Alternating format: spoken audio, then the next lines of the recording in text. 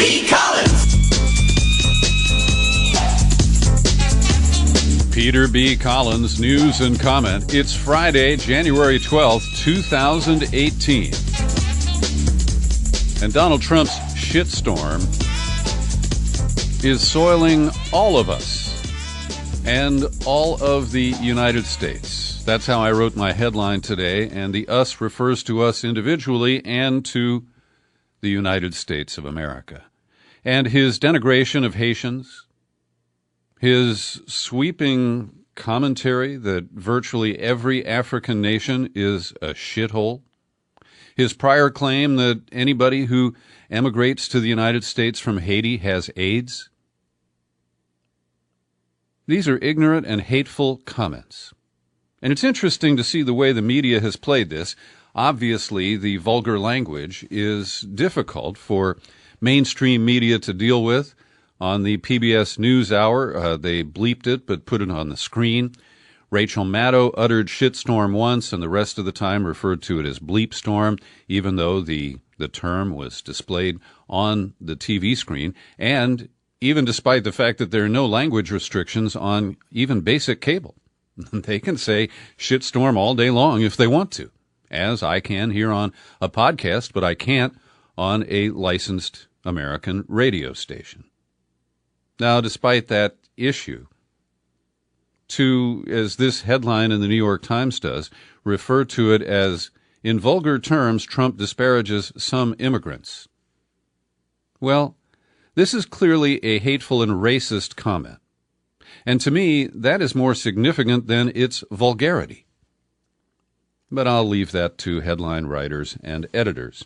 So you probably by now know exactly what Trump said. He was in a meeting where Dick Durbin and Lindsey Graham, Democrat and Republican respectively, had been called to explain their new agreement on an immigration bill. And Trump ambushed them by inviting a bunch of hardline Republicans, including Senator Tom Cotton of Arkansas, who declared that the Durbin-Graham deal is a joke of a proposal, and arguing that Democrats had not offered Republicans anything legitimate in return for accepting legal status for the Dreamers and, in my language, releasing them from hostage status. Now, it's been a wild week, and it was just a few days ago that Trump was acting stable and trying to demonstrate his genius by negotiating in front of television cameras in a White House meeting room. But he quickly got the message from his panicked right-wing racist base that the nationalists would certainly not accept this. And so he called in reinforcements to prevent him from caving in a meeting yesterday.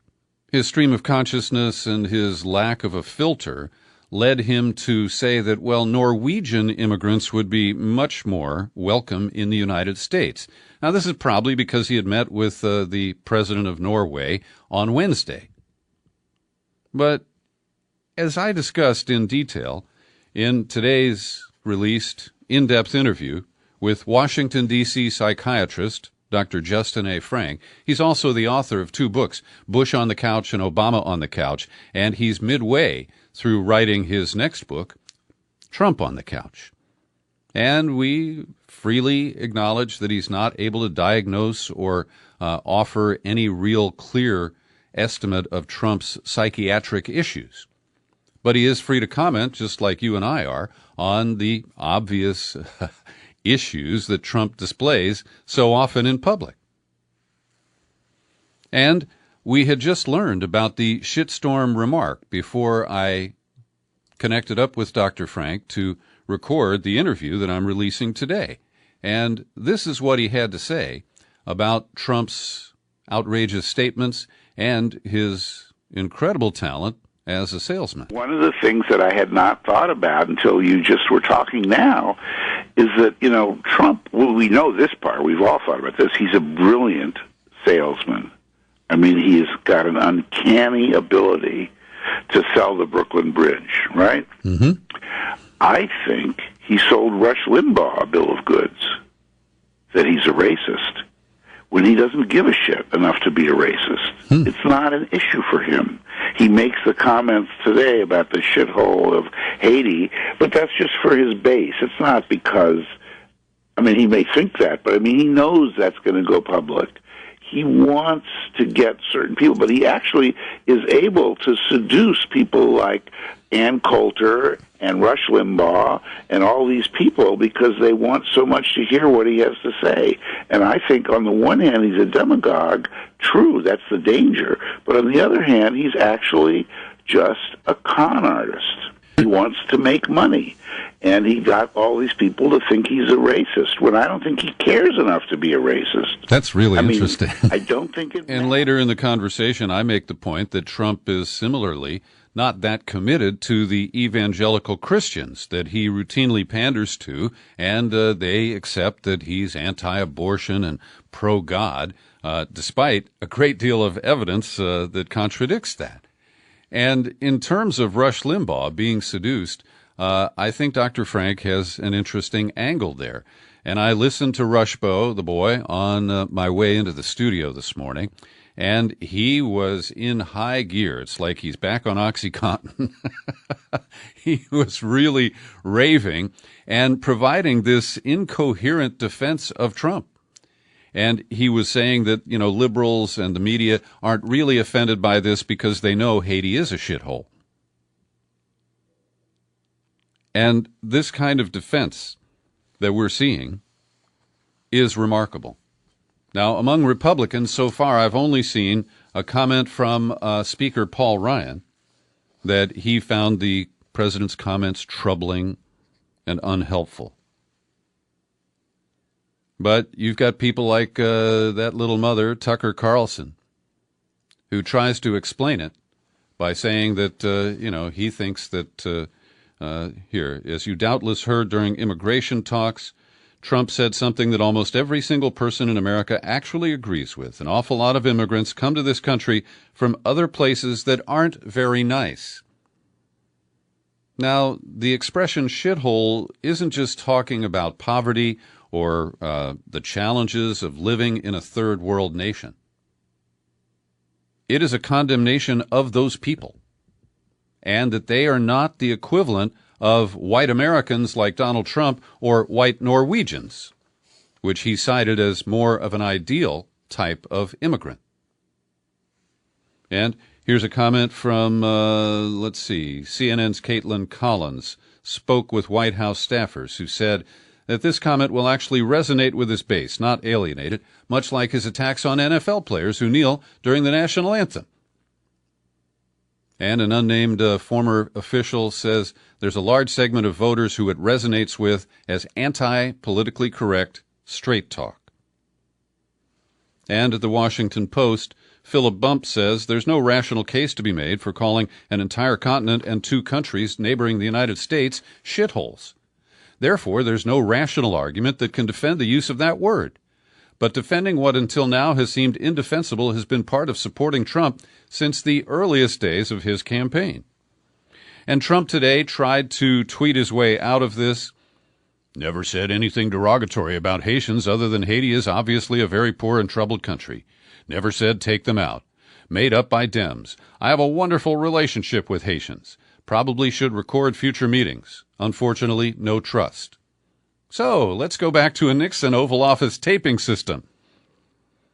But Trump is countered pretty effectively by the number 2 Democrat in the Senate, Dick Durbin. It's not true, he said of the denial. He said these hate-filled things, and he said them repeatedly. So it was Ryan at an event in Wisconsin today, said the comments are unfortunate, unhelpful, and he recalled his own relatives who immigrated to the United States, well, like my ancestors did, from the shithole called Ireland. Here's the other denial from Trump. The language used by me at the DACA meeting was tough, but this was not the language used. What was really tough was the outlandish proposal made, a big setback for DACA. And he also tweeted, this is so annoying, The so-called bipartisan DACA deal presented yesterday to myself and a group of Republican senators and congressmen was a big step backwards. Wall was not properly funded. Chain and lottery were made worse, and USA would be forced to take large numbers of people from high-crime countries which are doing badly. I want a merit-based system of immigration and people who will help take our country to the next level. I want safety and security for our people. I want to stop the massive inflow of drugs. So he's just ranting and raving and, diverging in various directions. But the bottom line here is that he has established to anyone who could doubt the deep racism that he is willing to express.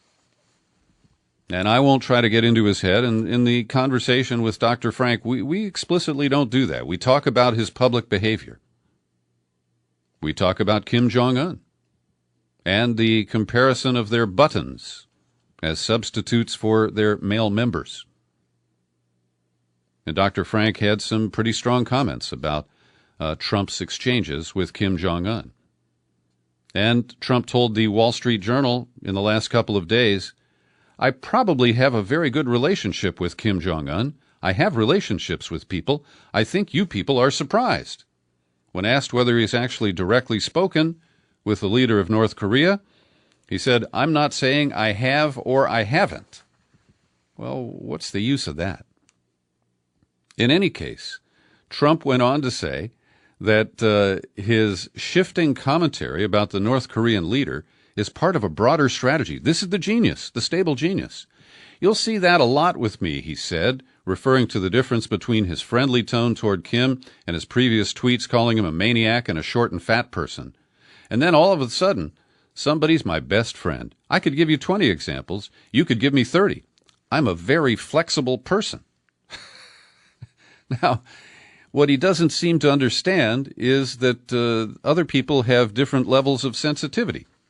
And after insulting Kim, the idea that he's going to cuddle up with him and have some talks and get him to suspend his nuclear program, that is sheer lunacy. He went on to say that the recent talks between the North and South Korea are an attempt to drive a wedge between South Korea and the United States. He said the difference is I'm president, other people aren't, and I know more about wedges than any human being that's lived. What? I mean, what kind of a claim is that? I'm a stable genius who knows more about wedges. Holy cow. Well, 1.8 million residents of the United Kingdom signed a petition uninviting Donald Trump from a state visit to Britain. And the state visit was scrapped in favor of a more casual or informal visit where Trump was expected to go to London in February to inaugurate the new U.S. Embassy in London.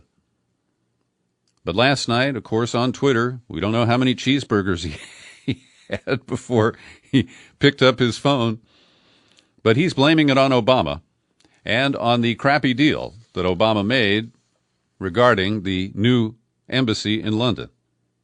The tweet reads this: reason I canceled my trip to London is that I am not a big fan of the Obama administration having sold perhaps the best located and finest embassy in London for peanuts, only to build a new one in an off location for $1.2 billion.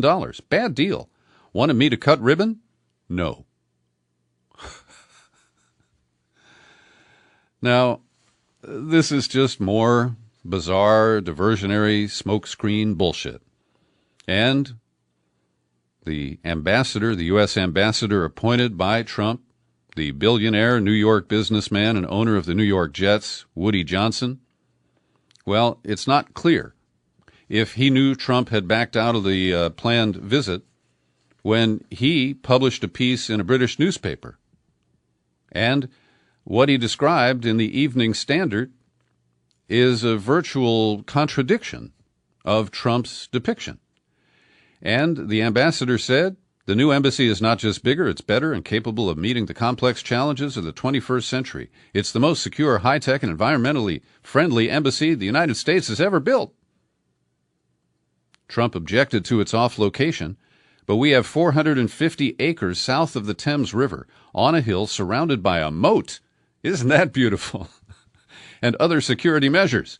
It fulfills security requirements that embassies must be isolated from other buildings 100 feet away from roads to avoid car bombs.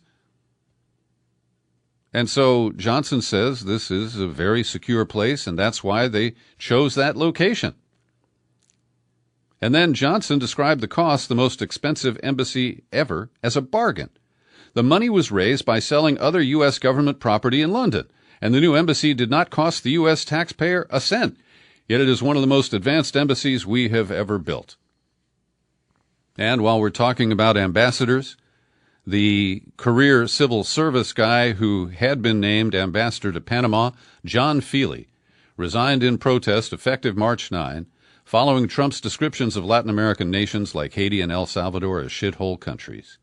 Quote, "As a junior Foreign Service officer, I signed an oath to serve faithfully the President and his administration in an apolitical fashion, even when I might not agree with certain policies.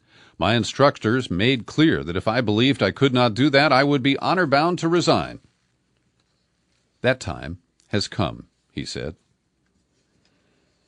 The battle continues inside the Trump administration over the Iranian nuclear deal engineered by John Kerry under the control of Barack Obama. It wasn't perfect, but I support the deal that was made. And it wasn't a bilateral deal just between the U.S. and Iran, but Trump always treats it that way. And today was another deadline for the recertification that Iran is in compliance with the terms of that deal, and therefore we can't reimpose the sanction terms that had been in place before. And despite the fact that Trump is expected today to provide that certification, last night the White House announced a new round of different economic sanctions against Iran. And this, of course, will infuriate the Iranians, but it probably won't scuttle the deal, at least not immediately. And it's just more effort to stir up problems, to create new conflicts that could lead to military exchanges. Britain, France, Germany, the European Union, Thursday, united to call on the U.S. to protect the Iran nuclear pact. European leaders who co-signed the deal say Iran has complied with the terms, deserves the sanctions relief it was promised.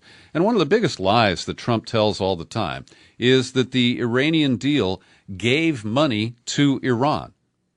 All it did was release funds that had been frozen by previous administrations in efforts to rein in Iran over the years.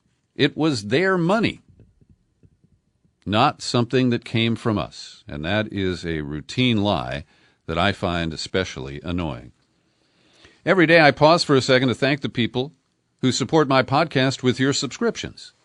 And at the suggestion of one of my supporters, I am inviting you to pause this podcast right now and visit peterbcollins.com to start up your own new subscription.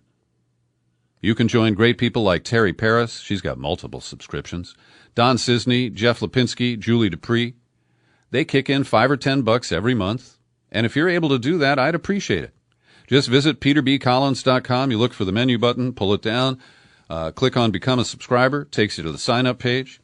And did you know that if you just want to hear one particular interview that is in the restricted 14-day period from its release, you can pay $1 for a 24-hour pass. It's the best deal on the Internet. So check it out and see if you can find a way to support my work here.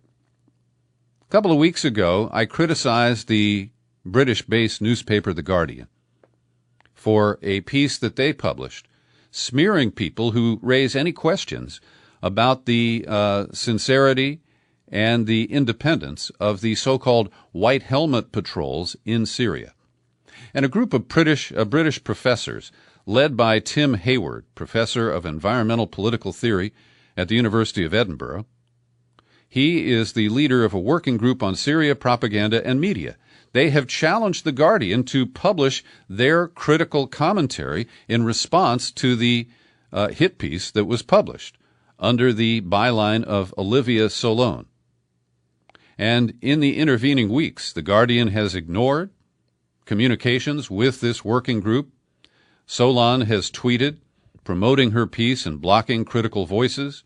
Guardian columnist George Monbiot joined in, tweeting smears against critics, suggesting they read up about the Russian-backed disinformation campaign against Syria's heroic rescue workers. But the op-ed that the Guardian so far has refused to publish simply raises important questions.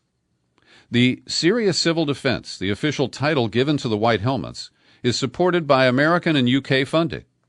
Now, it's important to note that there is a real Syria Civil Defense. It already exists. It's part of the Assad government.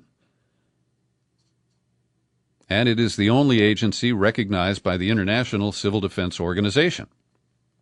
The White Helmets receive funding from the British government's Conflict Stability and Security Fund and the American government's USAID Office of Transition Initiatives Program, the Syria Regional Program Roman numeral II. And it's widely known that the USAID is a front for the CIA. And they dole out money promoting democracy and things like that, but it's a very, very carefully constructed system. So instead of directly training the White Helmets, we use our funds to hire contractors. And the British hired shamanics. I have that backwards. The British hired a contractor called Mayday Rescue, and USAID hired a firm called Shamonics, Chemonics. And they, in turn, train the White Helmets. They may even buy the White Helmets. I'm not sure about that.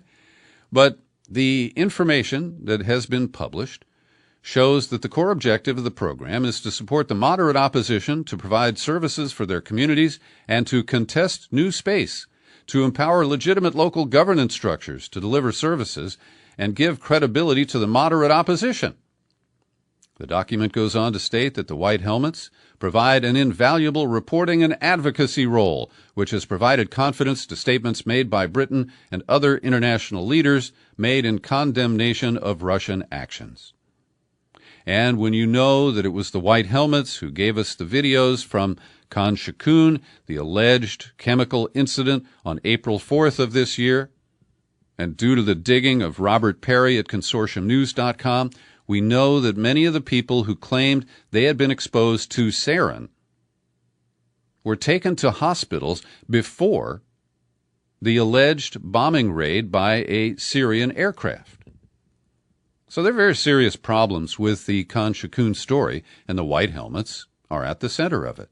So I've linked to the commentary and the explanation published by the Working Group on Syria Propaganda and Media. It's in the show file for today's podcast. Likewise, a really powerful opinion piece from CIA whistle John Kiriakou appears today at Reader Supported News. It's linked to in the Peter B. Collins show file. And I want to note that whistleblower John Kiriakou, who worked for the CIA, was in charge of the interrogation of Abu Zubaydah when he was the top counterintelligence official for the CIA in Pakistan. When I talked to Kiriakou earlier this year, he said that he generally believes the CIA assertions of Russian interference in our election. And that makes this commentary even more important. I have a warning, says Kiriakou, for Democrats and indeed for all Americans. For God's sake, don't elevate the likes of former CIA directors Michael Hayden and John Brennan and the former Director of National Intelligence James Clapper to the position of senior statesmen. They are not the voices of reason, either for the Democrats or for anybody else.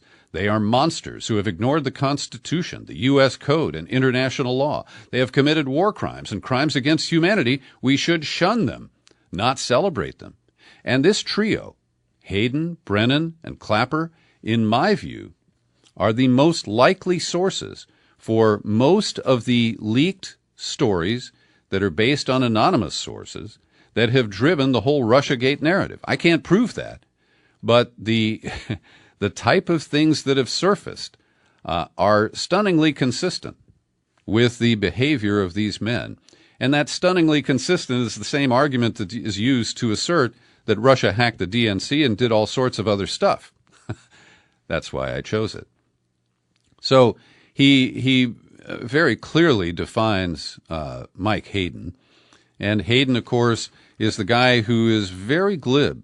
He loves TV cameras, and he loves to talk about how he works hard to balance security and liberty for Americans. It's bullshit.